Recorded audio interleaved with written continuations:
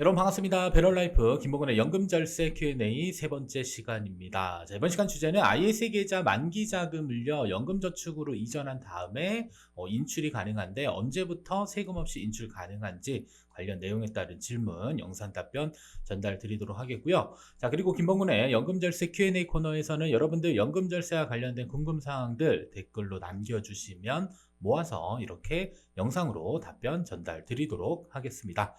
자, 그러면 본론으로 들어가서 여러분들 ISA 계좌의 만기 자금은 연금저축으로 이전 가능합니다. 자, 그러면 ISA 계좌의 만기 자금에 대한 개념을 먼저 좀 정리를 해 주실 필요가 있기는 한데요.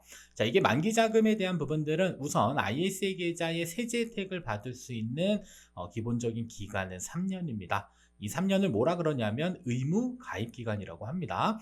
따라서 ISA 계좌 만기 자금의 개념은 3년 이후에 ISA 계좌를 여러분들이 해지 처리를 하고요.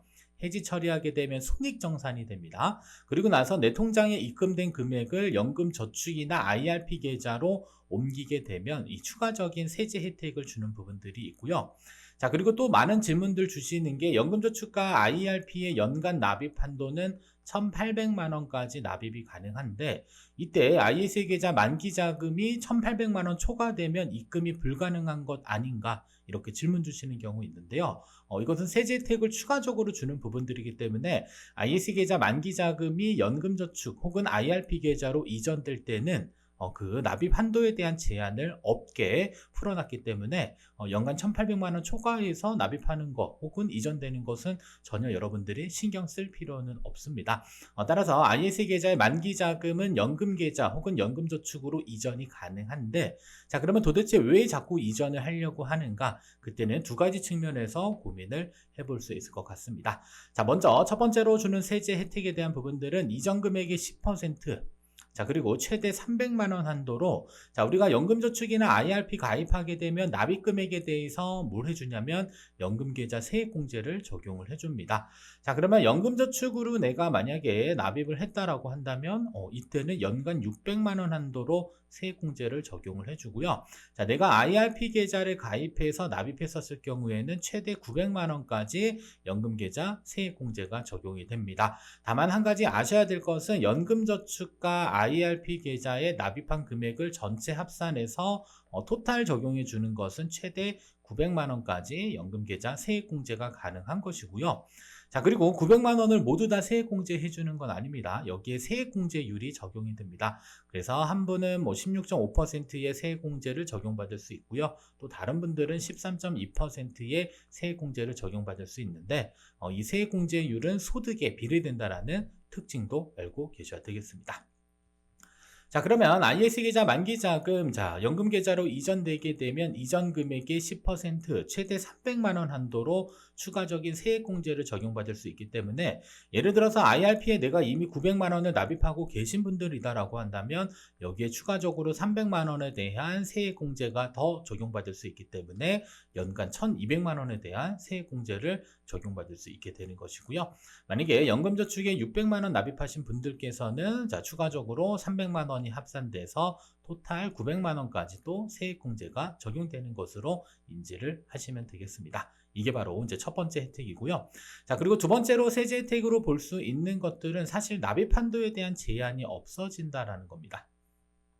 자, 왜냐면 연금저축 혹은 IRP 계좌는 연간 1,800만 원까지 납입할 수 있는데 ISA 계좌 만기 자금이 입금되게 되면 이때는 납입 한도에 대한 제한 없이 입금이 될 수 있는 부분들이 있기 때문에 사실상 연금 계좌에 많은 자금을 이미 납입하지 못하신 분들께서는 ISA 계좌를 적극적으로 잘 활용하게 되면 훨씬 더 많은 금융자산을 연금 계좌 쪽으로 이전하는 그러한 플랜으로도 활용을 해볼 수가 있습니다. 따라서 이전했을 때 세제 혜택은 일단 추가 세액 공제에 대한 300만 원이 있고요. 그리고 납입 한도에 제한 없이 많은 자금이 연금 계좌로 옮기는데 활용도 할 수 있다는 그러한 특징들을 가지고 있습니다. 자, 그러면 연금 계좌로 만약에 이전됐다라고 한다면 이때는요, 만약 예를 들어서 3천만 원을 이전을 합니다. 자, 그러면 3천만 원이 이전 금액이 되고요. 여기에 10%인 300만 원, 최대 300만 원까지 뭘 적용받는다? 세액공제를 추가적으로 적용받는다라고 이야기해 드렸는데 자, 그러면 300만 원에 대해서 세액공제 적용받은 금액에 대해서는 나중에 인출할 때 연금소득세 과세 대상이 됩니다. 그래서 여기에 꼬리표는 연금소득세가 붙게 되는데, 자, 중요한 것은, 자, 3천만 원 중에 300만 원은 세액공제를 내가 적용받은 것이고요.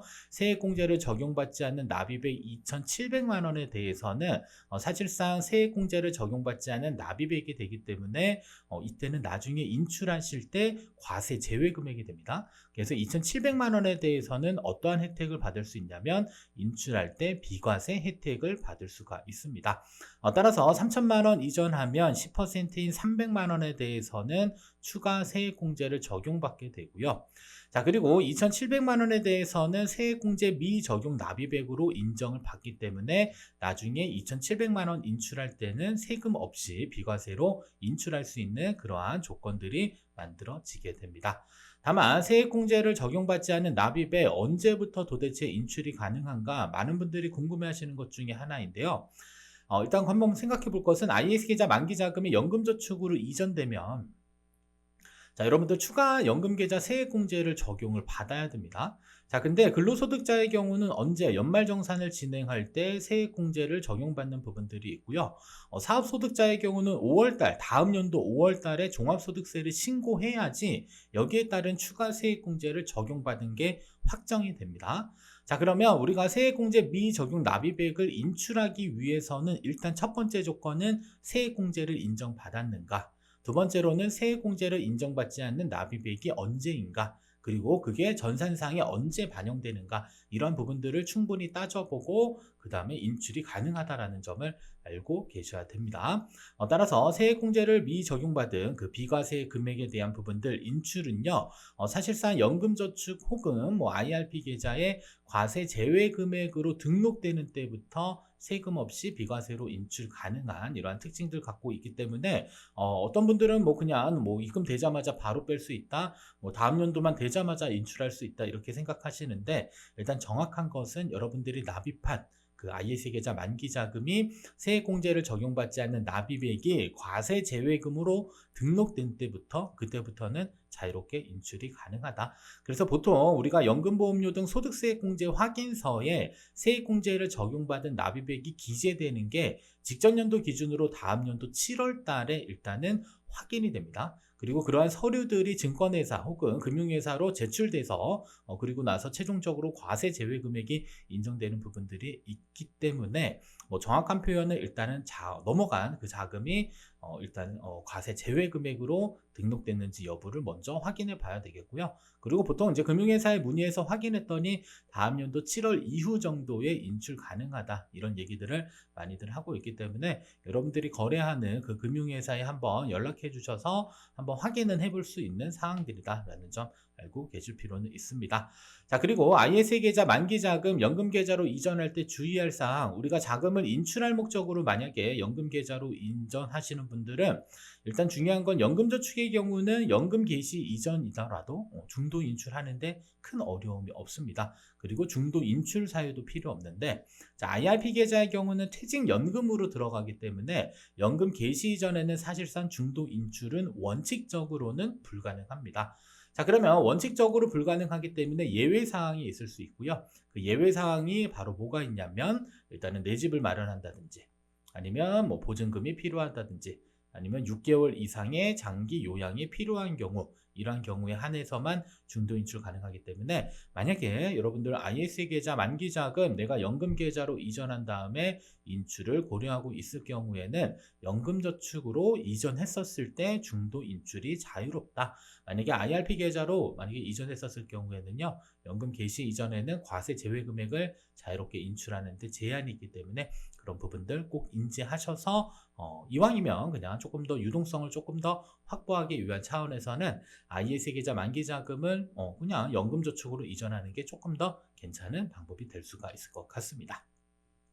자, 결론입니다. 자, IS 계좌 만기 자금 연금저축으로 이전했을 때, 자, 세액공제를 적용받지 않는 납입액에 대한 인출, 다음 연도 바로 되는 게 아니라 제가 확인한 바로는 다음 연도 7월 이후에 과세 제외 금액으로 확실히 등록된 다음에 세금 없이 비과세로 인출 가능하다. 이런 점들 참고하셔서 혹시라도 이전 계획 갖고 계시고 그리고 자금을 인출하고자 하시는 분들은 생각해 보세요. 만약에 2025년도 저희가 만약에 1월 달에 만약에 연금 계좌로 이전을 했다라고 하면 실질적으로 인출할 수 있는 부분은 2026년 7월 이후.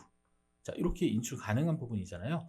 자, 그러면 상당히 오랜 기간을 돈을 또 묶어놓고 또 운용을 해야 되는 부분들이 있기 때문에 바로 만약에 소비를 해서 써야 되는 분들께서는 연금 계좌로 이전하는 것보다는 그냥 내가 내 통장으로 받아서 그 목적에 맞게 사용을 해주시는 게 더 나은 방법이 될 수도 있음을 기억해 주시면 좋을 것 같습니다. 자, 지금까지 배럴라이프 김봉근의 연금절세 Q&A 코너였고요. 여러분들 다음 시간에도 더 유익한 정보로 찾아뵙도록 하겠습니다. 감사합니다.